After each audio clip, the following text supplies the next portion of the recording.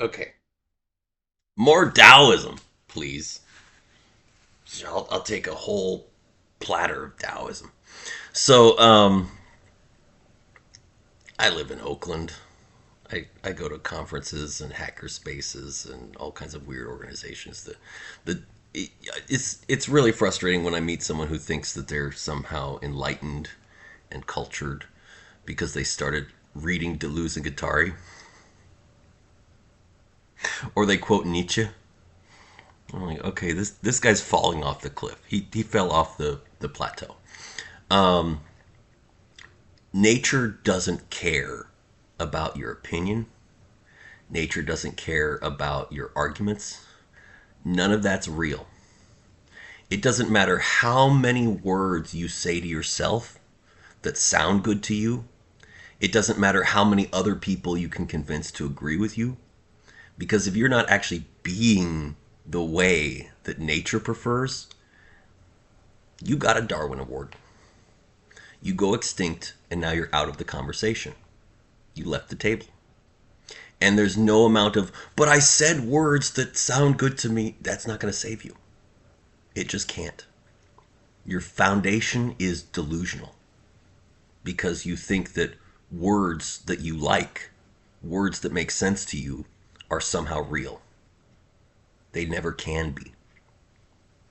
So I meet a lot of people who want to argue with words to feel right. And I keep pointing to them, but if you actually be the way that you are being, you go extinct. Well, what is it about the way that I'm being that's going to go extinct? You think that words save you.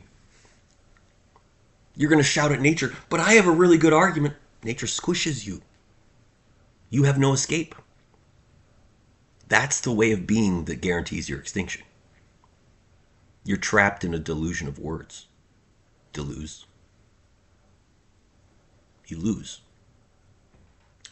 And people will form their own assessment of what they think the Tao ought to be because they have a very limited frame of mind and they make very naive assumptions and they only look on a small time frame.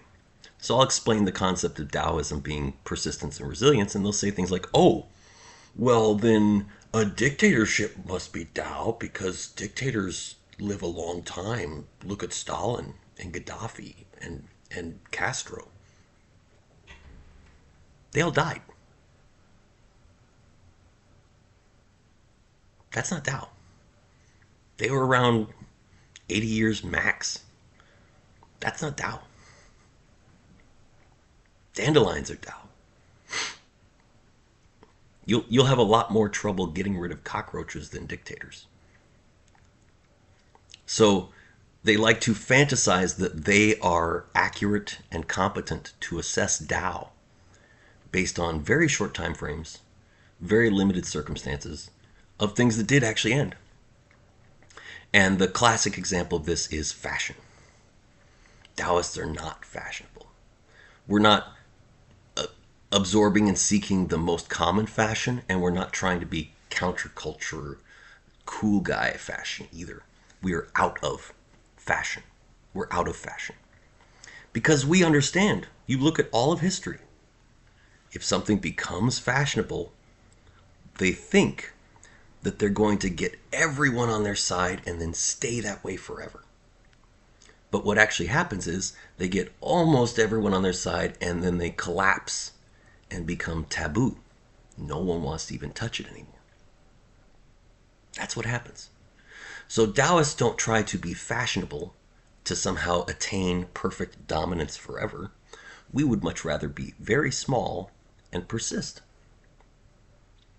And this is visible in the mass and timeline of the universe. The mass of the universe is huge.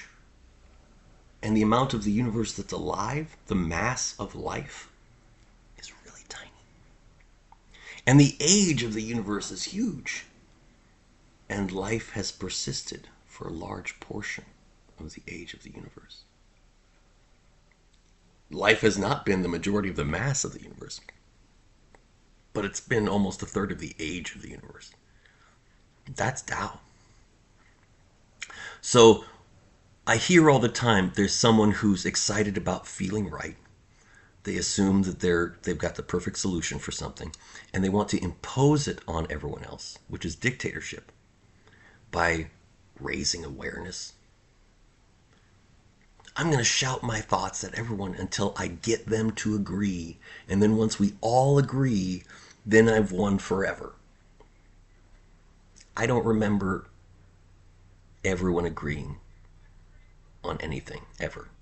There's like a third of the population of the earth that doesn't think reality is real. So I don't know how you're going to get more agreement on anything else. If if the third of the earth's population doesn't think reality is real, what else are you going to get agreement on? I don't see it happening. So these environmental movements, political movements, religious movements, they say to themselves, we're going to win by getting everyone to agree with us. And then once we get to 100%, then it's just going to stay that way, obviously. And it never has. You are delusional. And you collapse and become taboo. So Taoists don't try to raise awareness and get people to agree. We specifically say, if I have to convince you to become a Taoist, then you're going to give Taoism a bad name. You're going to be a crappy Taoist. You're going to screw it up. You need to be the way of life in your living action. And if that's not for you, then you shouldn't. If Taoism doesn't sound good to you, go ahead and take that Darwin Award. We are happy to let you die out. Because in the grand scheme of things, over hundreds of trillions of years of the age of the universe, Tao wins, by definition. It's tautology, that the ways that persist and are resilient, by definition, they persist.